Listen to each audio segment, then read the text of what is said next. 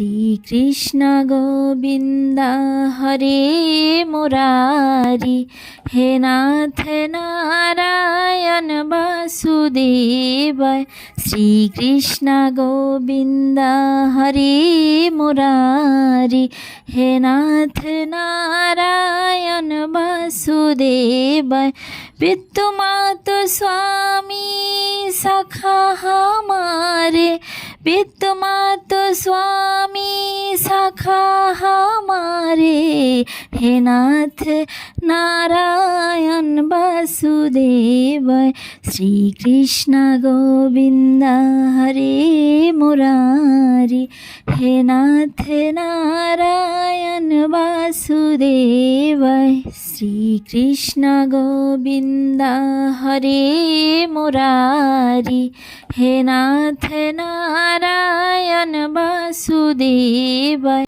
विद्युमात स्वामी सखा हमारे, विद्युमात स्वामी सखा हमारे, हे नाथ नारायण वासुदेवाय।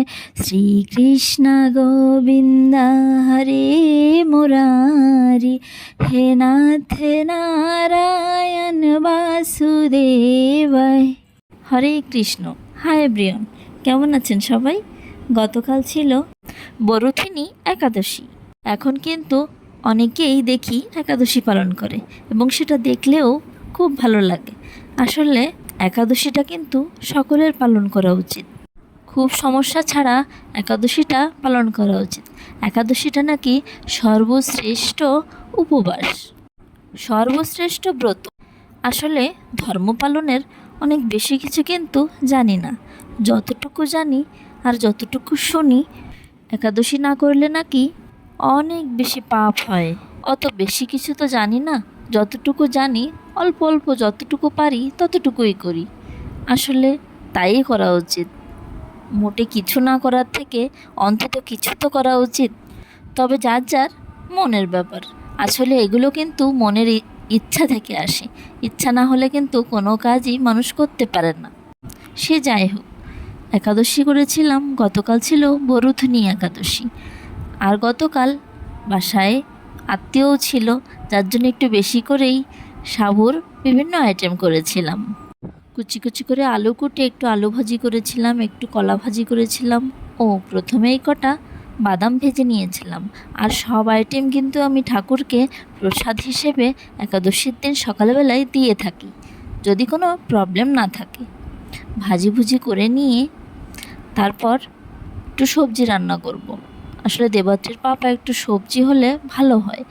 পেঁপে, আলু, মিষ্টি আলু, মোটামুটি যে তরকারিগুলো বীজ জাতীয় ছাড়া খাওয়া যায় সেগুলো থাকলেই ওগুলো তৈরি করে নিই।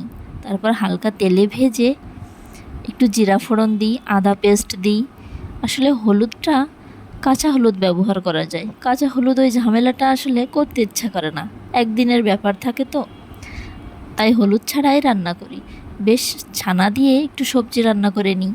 ও ছানাটা প্রথমেই ভালো করে ভেজে নিয়েছি, আদাটা পেস্ট করে নিয়েছি, আর জিরাটা একটু শুকনা কড়াইতে ভেজে একটু পিষে নিয়েছি। সাবু, কাঁচকলা, মিষ্টি আলু দিয়ে পাকোড়াও বানিয়ে ফেলেছি। আর সাবু তো ভাজি আছেই। সব আইটেমে ঘি দিয়েছি। সাবু ভেজে নিয়ে সেই সাবু, মিষ্টি আলু, কাঁচকলা ভালো করে লবণ, আদা, জিরা গুঁড়া দিয়ে ভালো করে মেখে ভেজে নিয়েছি। আর বাদাম আছে, শশা, সালাদ তো আছেই। আর ভগবানকে প্রথমেই নিবেদন করেছি। একাদশীর দিন